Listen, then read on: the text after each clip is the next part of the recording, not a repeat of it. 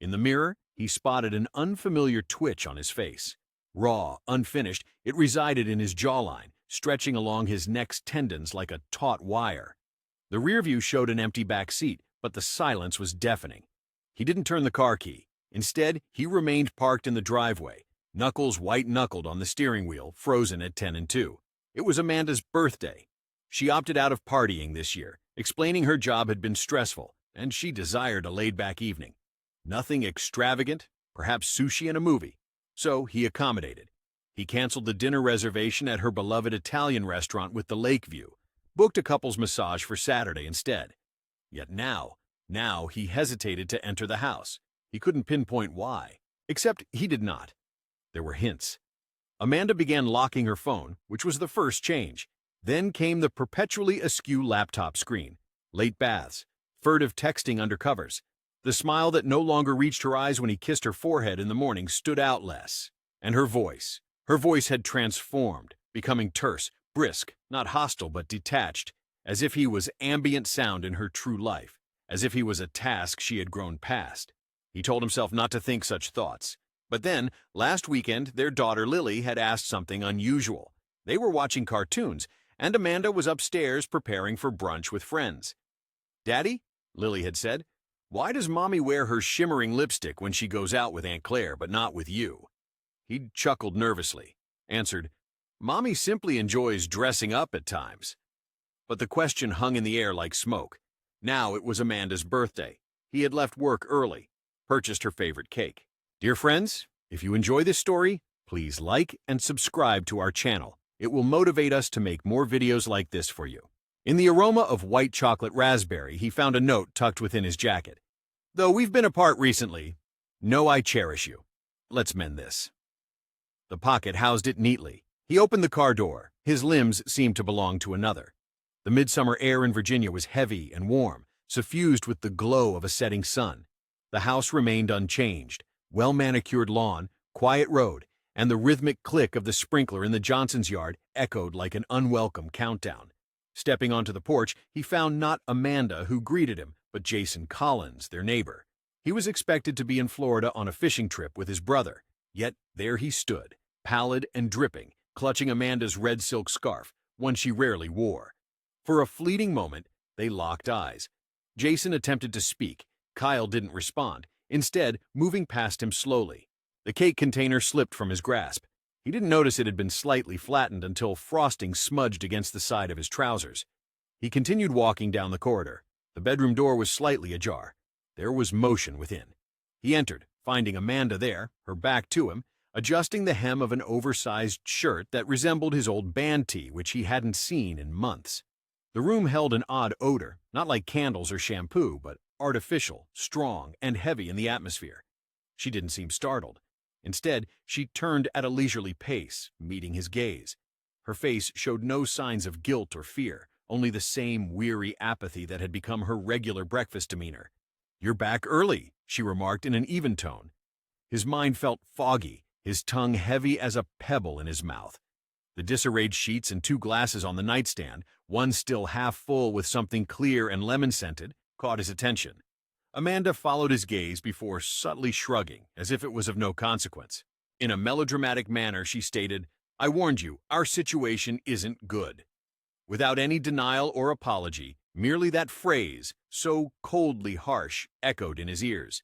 He remained silent, feeling his heart pound like a drum, as he watched an Amanda he had never known before, unmoved, careless, calculated. He opened his mouth to respond, but she smiled, wearily, pitifully, and said, "Don't complicate this more than necessary, Kyle." Then it dawned on him.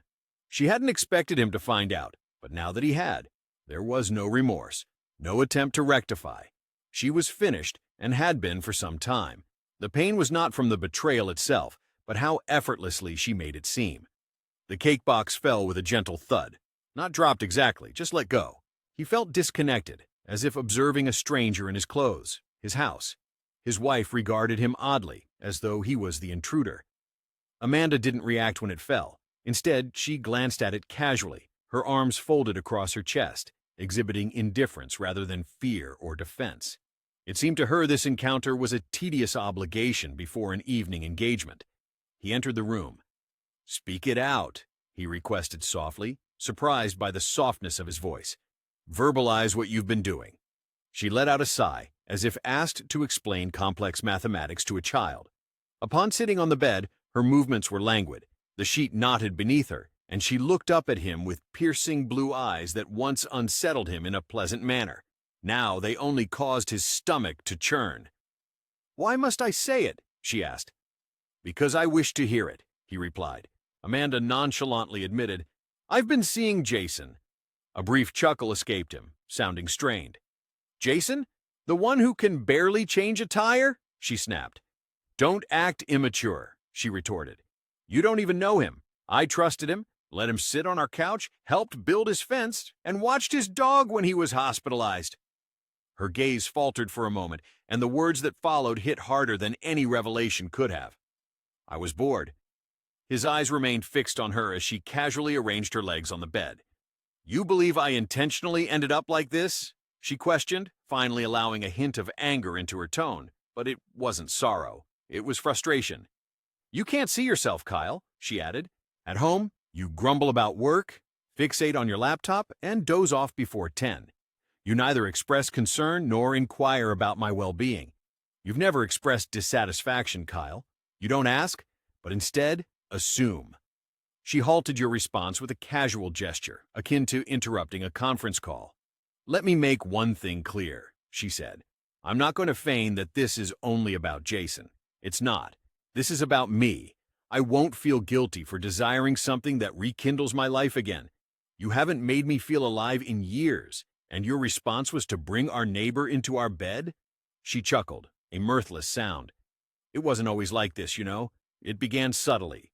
Texting, chatting, a drink, intimacy. Over time, it became what it was. You were engrossed in your work to notice the change.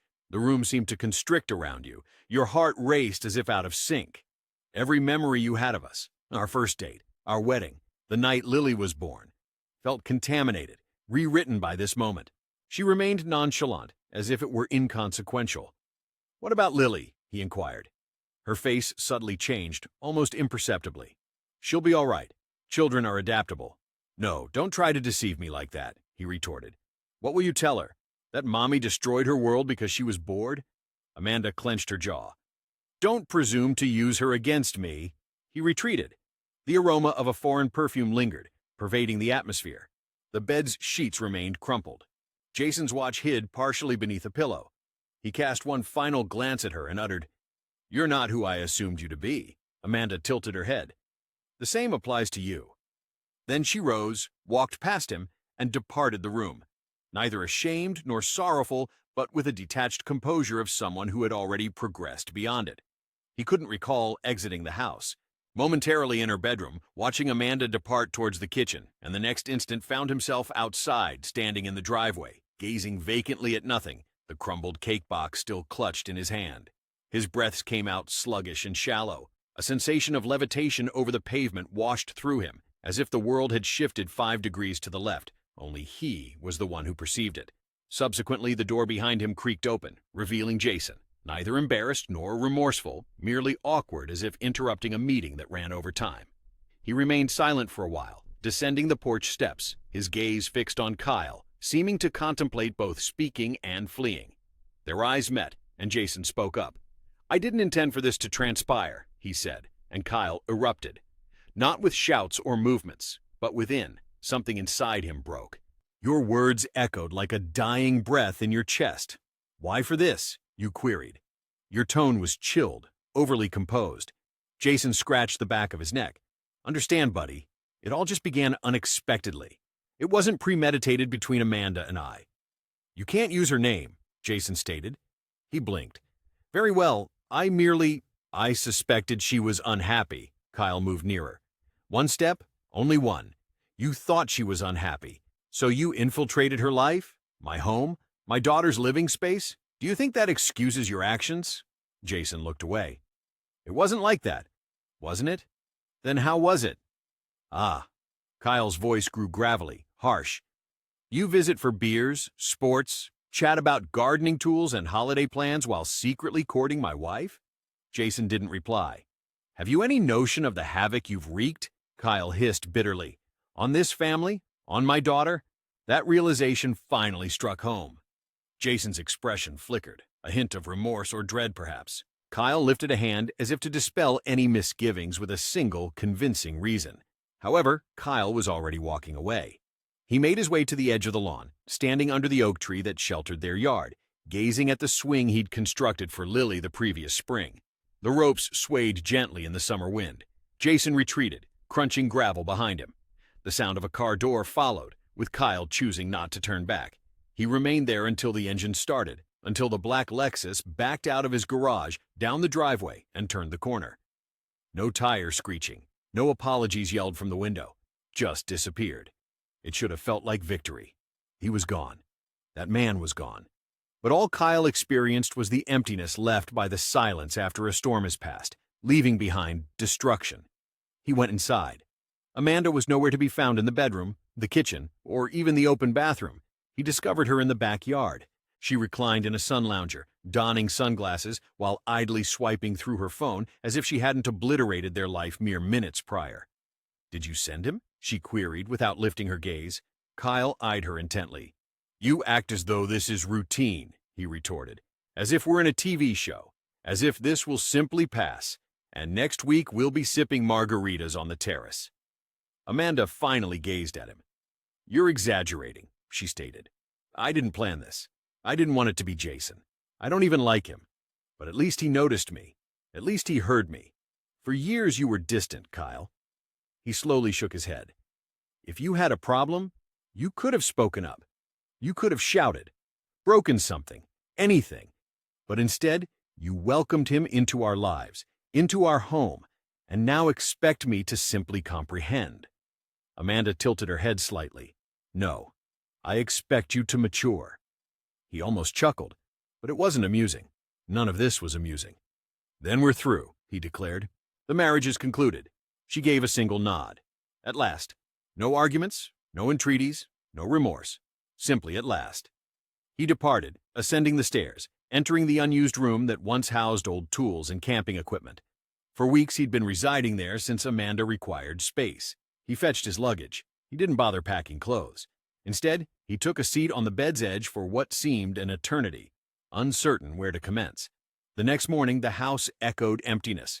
No aroma of brewing coffee, no melodies from Amanda's phone, no sound of Lily demanding cartoon time prior to breakfast. Only silence, a heavy, artificial quietude that made him feel alien in his own existence. Ka remained, fully dressed from the previous night, contemplating the cracked ceiling in the spare room. He hadn't slept. His body seemed devoid of rest, like an idle machine emitting static. From downstairs, he could hear Amanda moving. Peaceful, measured steps. Drawer openings and silverware clinks echoed. He didn't wish to descend, as Lily would return in the afternoon. Amanda had taken her to her sister's for a week, allegedly for Kyle to have some space. It was unclear if he had consented. However, Amanda often decided things unilaterally, disguising them as mutual decisions. Eventually he rose, his bones protesting. Each movement seemed robotic, as though his body no longer trusted his mind to dictate actions. The aroma of toast preceded him, with Amanda at the counter dressed in a workout outfit that didn't appear cheap. Her hair was pinned back, phone on speaker, laughing genuinely. Not feigned, but genuine. Reminiscent of how she used to laugh with him. She mentioned morning without looking at him. Kyle remained silent. When she turned around with a plate, he saw she had made an extra serving. "I'm not hungry," she said. She gave a slight shrug and took a bite herself. "Fine for you," was her unspoken response. Her smile disappeared as she asked, "Don't start." "No, I need to know. Is this amusing to you? You acting like nothing happened? Preparing breakfast as if yesterday didn't consume our entire life?" Leaning against the counter, she questioned. "We're over, right, Kyle? You're just the last to admit it." "That's not true." She tilted her head. "Isn't it? For over a month, you've been residing in the guest room. Have we connected in what, 4 or 5 months? More? You ceased asking about my well-being. I stopped pretending to be fine with it. It's straightforward. That's marriage, Amanda.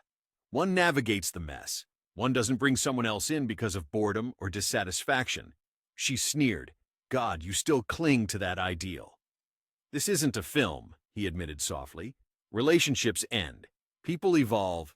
You didn't leave, he said. You deceived. For months. To me, to Lily.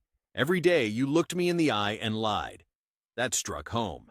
He noticed the fleeting expression in her eyes, but it vanished as quickly as it came. You carried out your chosen actions. Kyle scrutinized her. Inaccurate. You acted on the convenient, the self-centered, the pleasurable. If moralizing offers comfort, continue. However, one day, Lily will inquire about our separation. Be prepared to divulge the truth. Amanda momentarily paused. Then her voice, chilly and precise, echoed, Be ready for her to ask why you didn't strive more ardently to retain me. This silenced him. She placed the plate down and moved past him, nonchalantly, as if bound for an appointment. He declined to pursue. Instead, he reached for his phone. A single saved voicemail was present. It dated back a week.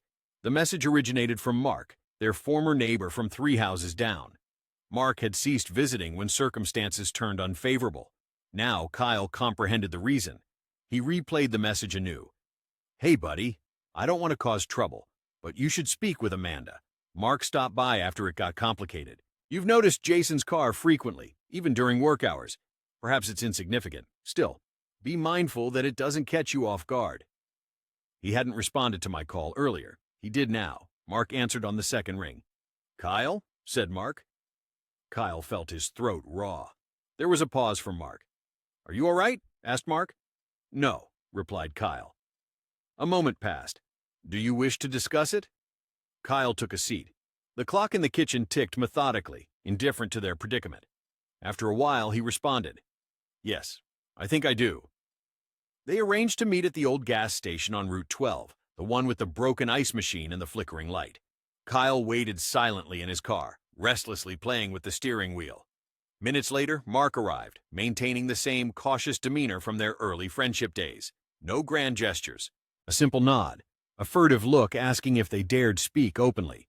No words initially, only circling the building, avoiding the noise of the road and traffic. An odd location for a heart-to-heart, but Kyle sought nothing comfortable. No cozy cafe or couch living room. He craved the hard concrete, the harsh fluorescent light, mirroring his own harsh reality. Mark lit a cigarette without offering one. Neither did Kyle request it. Eventually, Mark spoke softly, exhaling slowly. She told you, right? Kyle shook his head. No need, he understood. You caught them, Mark repeated. Yes, Jason, was the response. I tried to warn you, man, Kyle acknowledged. I didn't want to believe it. A pause followed. Then Mark asked, May I be honest? Go ahead, replied Kyle, having already witnessed it, albeit in fragments. Mark observed her sharp tone when she didn't get her way, her quick transition to coldness and manipulative demands for adoration. He initially dismissed these behaviors as stress, marriage, or evolving love. However, he noticed she treated people as tools or chess pieces, using them to achieve her desires while blaming anyone who got hurt in the process. Mark stopped bringing Sarah over because she would send strange messages after gatherings, testing boundaries. It wasn't just Jason. Kyle was surprised to hear this.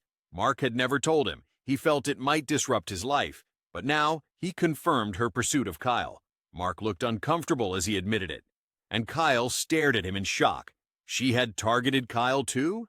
Yes, Mark confirmed with an awkward expression, adding that Sarah was upset but understood the situation. They distanced themselves from you two after that incident, thinking maybe Kyle was aware and unconcerned. However, Kyle clarified that he wasn't informed, making it easier for her to exploit his ignorance. It became too much for him. His mind felt overwhelmed with too many fragments. Jason was merely another name on an extensive roster, not necessarily the primary or final one. For how long? Kyle asked, his voice rough. Mark nonchalantly shrugged. Who can tell? Individuals such as that don't cease their activities because they are apprehended. They halt only when they lose interest. Kyle pressed his palms against his face. The world was spinning once more, the ground shifting beneath him. She won't contest the divorce, he mumbled. She desires liberation. She aims to portray it as predestined, as if I compelled her actions. That makes sense, Mark commented. But ensure she doesn't dictate the final chapter. That's your decision to pen. Kyle gazed at him. You possess Lily, Mark said. You have companions, a future. Don't allow her to lead you through the mire under the guise of mutuality. It wasn't. She elected this. And there it was. The realization. It wasn't a collapse. It was a decision. Amanda didn't stumble. She chose her path, crossing every boundary, every warning signal, every opportunity to correct things. She smiled as she did so. Kyle rose, panting. "I'm going to hire a lawyer," he declared. Mark gave a nod in response. "Do you need a number?" "Sarah's cousin," he suggested. Kyle was firm. "It wasn't just the marriage I want to exit. I want my name removed from everything. I want my daughter to understand that I made an effort." Mark extinguished his cigarette and countered, "Start now." As they retraced their steps to the vehicles, Kyle's phone vibrated with a message from Amanda. "We need to discuss. Jason won't be returning. No apology, no remorse, merely a change in tactics." Kyle scrutinized it before erasing the message without responding.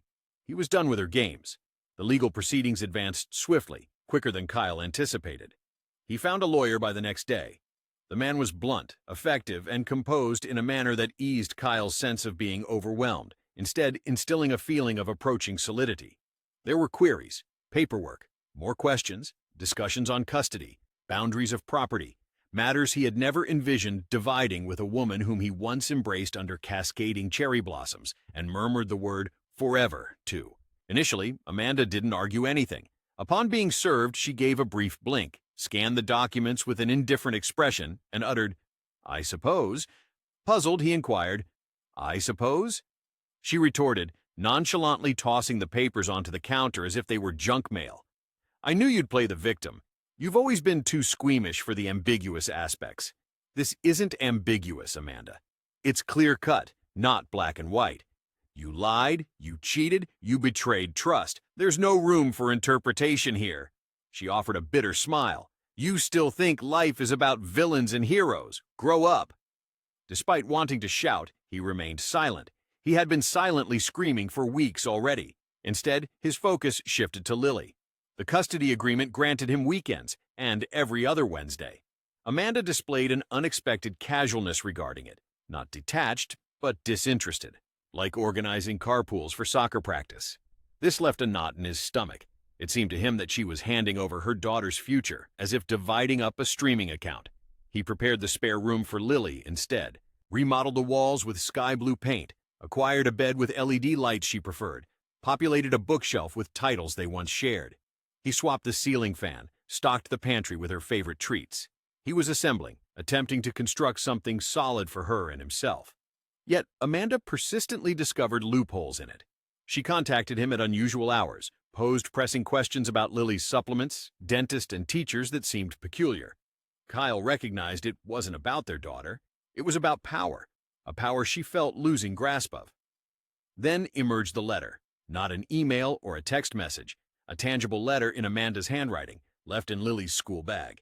Kyle discovered it late one Sunday evening while sorting through her belongings. It wasn't intended for him. It was to Lily. However, it wasn't simply a letter. It was a script, a well-crafted account of what truly transpired, a narrative about a family where the parents grew apart due to Mommy's need for change that Dad found difficult to accept.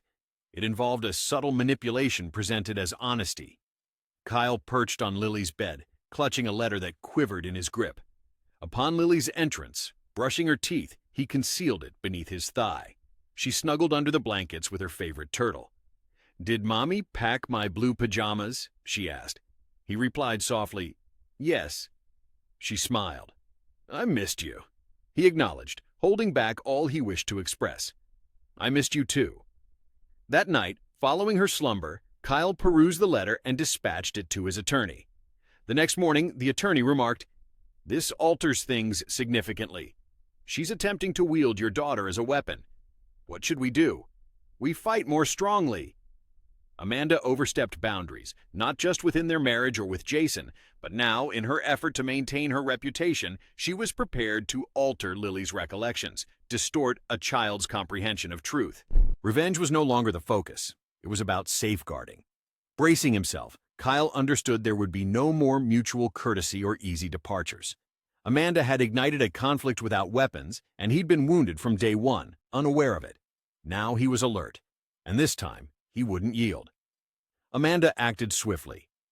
2 days after the letter event, Kyle received a call from Lily's school. The secretary sounded apprehensive, her voice barely audible, as if she feared eavesdroppers might misinterpret her words.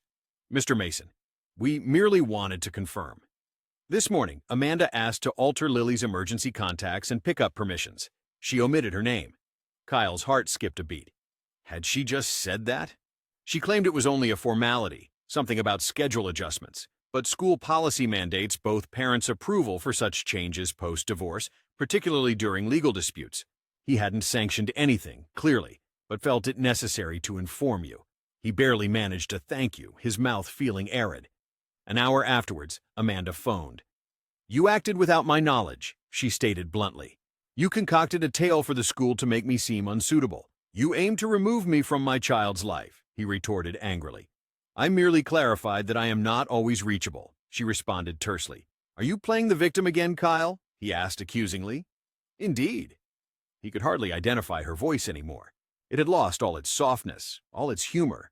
Only business remained, devoid of emotion, as if she was reciting lines from a well-rehearsed script, the same tone she used when canceling services or negotiating vehicle leases.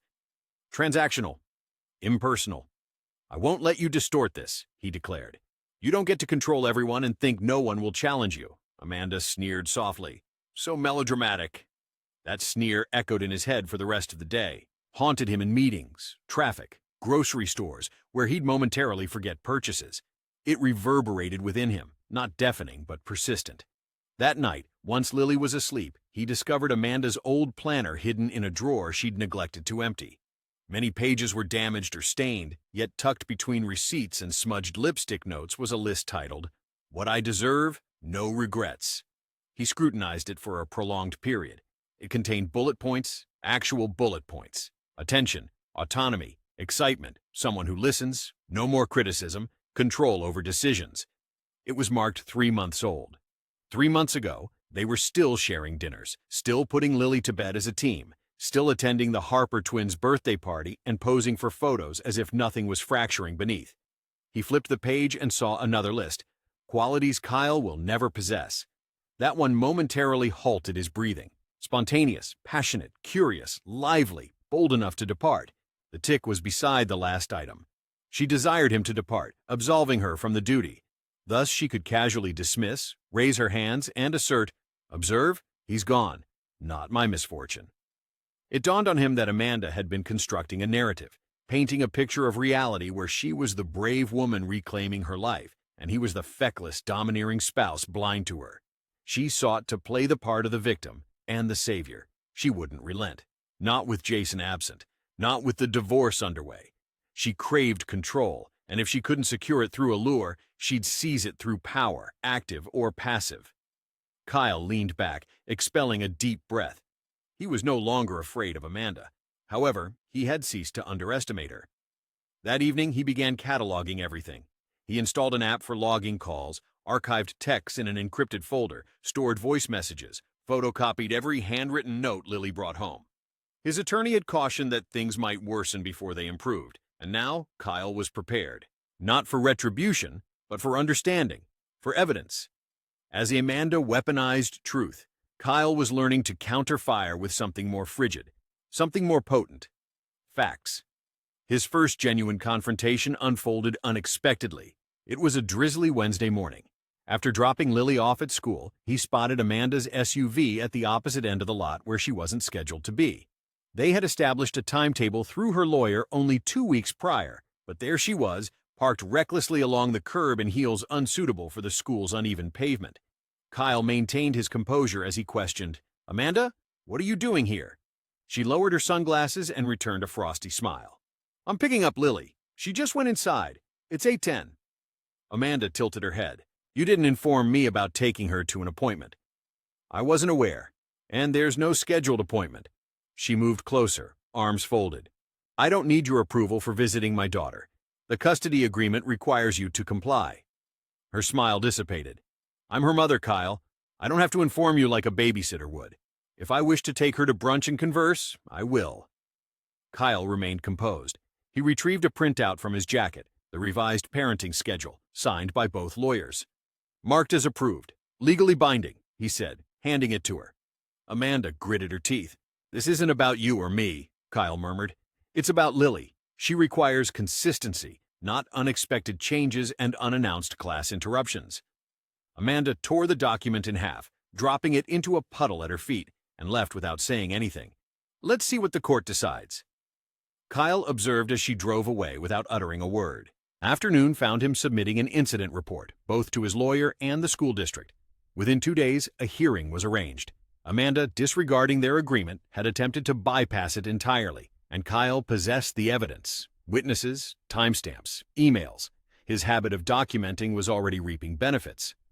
Upon receiving the notice for the hearing, Amanda appeared at his door unannounced, while Lily played in the living room with headphones on, engrossed in a cartoon. "Are you intent on dragging me to court like this?" she snarled, eyes flashing. "You are the one who did the dragging," Kyle responded calmly. "Do you believe you're waging a moral victory? That people will view you as an injured spouse? I could not care less about public opinion," he stated. "What I care about is Lily's perception. What I care about is her understanding which parent fought for consistency." Amanda's expression twisted. "You are so deceitful." She then presented the letter, the one you concealed in her bag. "Shall I read it before the judge?" She was taken aback by his harsh words. That stung like a slap. Accusing her of being monstrous, he claimed she was responsible for her own image. She stormed out, slamming the door behind her. The following week was chaotic with declarations, statements, and calls from witnesses. The school supported Kyle. His lawyer persisted. Amanda attempted to create a story about motherly instincts, bonding with her daughter, Kyle being inflexible. But the facts overpowered her performance. The judge delivered a formal warning.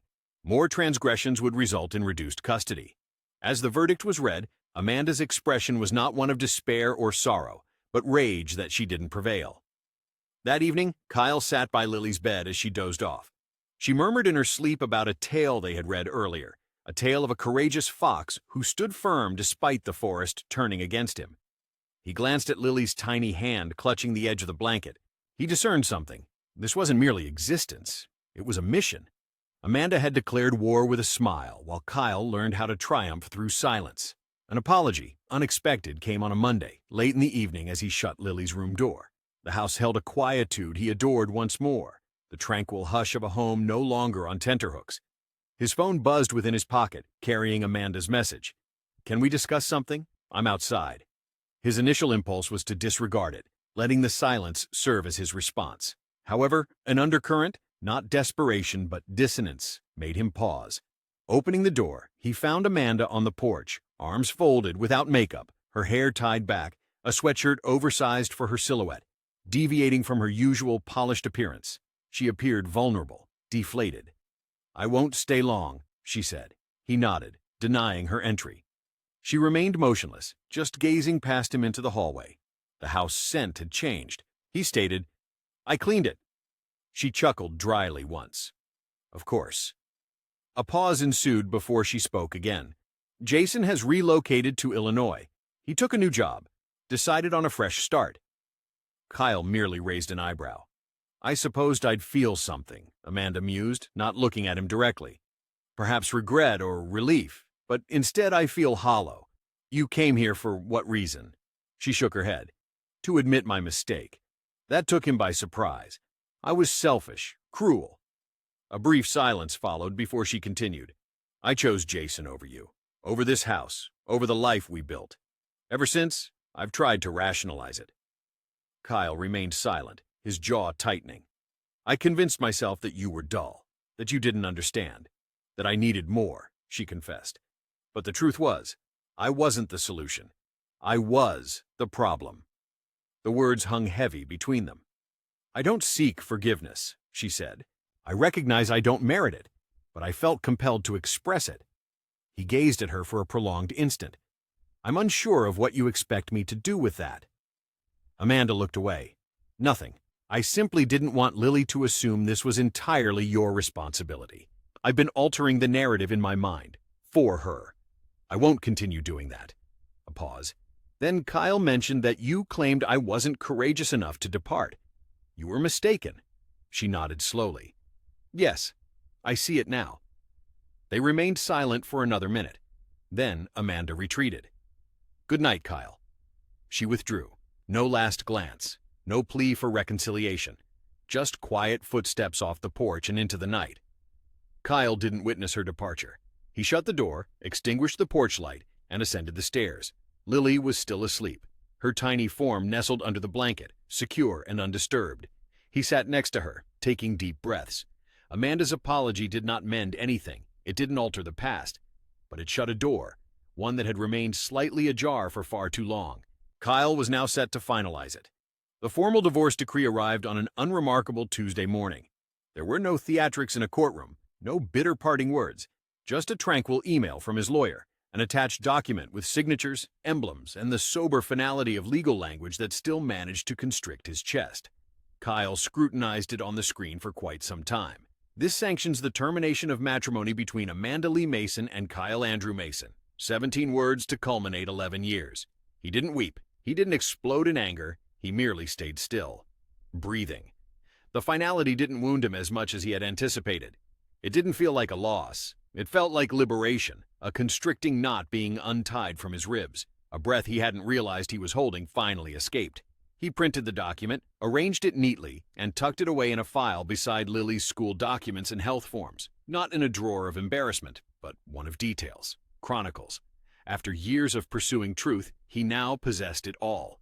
That evening, Lily assisted him in arranging the table. Her small hands moved meticulously, sorting cutlery, aligning napkins, chattering about math problems, cartoons, and turtle dreams. Each word offered solace that therapy had never provided. At 6:12 p.m., Amanda texted, "Can we have a call this weekend, just for Lily? I believe it would be beneficial if she sees that we're still all right." He examined the message. It wasn't malicious, it wasn't insincere, but it wasn't necessary. His response was terse. "Lily is doing well, more than well. She has found stability now, truth and love from us both. That should be enough." Amanda did not reply. He didn't anticipate a response either. On that night, following Lily's bedtime, Kyle settled in the backyard, a tranquil corner he had previously neglected. Gaze lifted to the stars, sipping water, his hand clutching an old photograph unearthed from dusty boxes. It was from their early marriage years. Amanda donned a red scarf. He sported overgrown hair, grinning widely, youthful, unexperienced. He flipped it over. On the reverse side, Amanda had penned, "Regardless of where life leads us, we walk together." His gaze fixed on the words. Then he carefully and intentionally folded the photograph and placed it in the fire pit. The paper started to curl and darken, the text vanishing into smoke. There was no malice in the act, just understanding, just tranquility, because Kyle had discovered something throughout all this, something he wished he'd grasped years ago. Love doesn't perish with deceit. It metamorphoses. It departs, alters, blooms anew elsewhere. He wasn't fractured. He wasn't resentful. He was alert. To the power of limits, to the price of falsehoods, to the fortitude it takes to release someone who ceased to choose you long ago. And as the fire softly burned beside him, Kyle smiled. Not because it didn't ache, but because he was now liberated.